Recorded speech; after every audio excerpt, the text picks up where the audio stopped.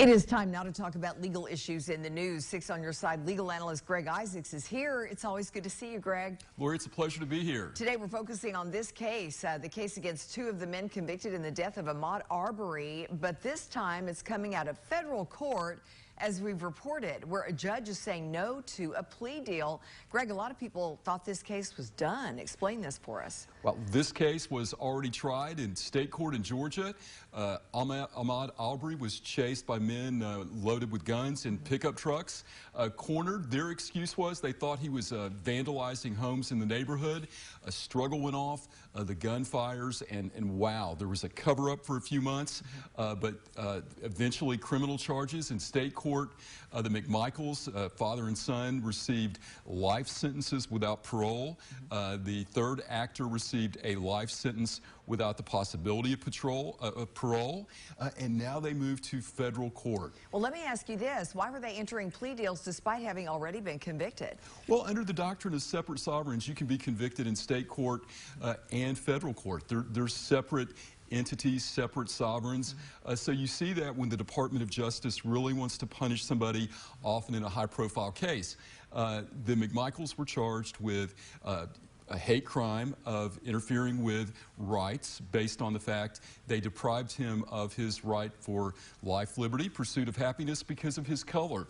But here's what's interesting. There was a plea agreement. It's called an 11C1C plea. And what's that mean? That means that the defense and prosecution agree on the sentence. Oftentimes, judges don't like it when their hands are tied. So here's the wrinkle.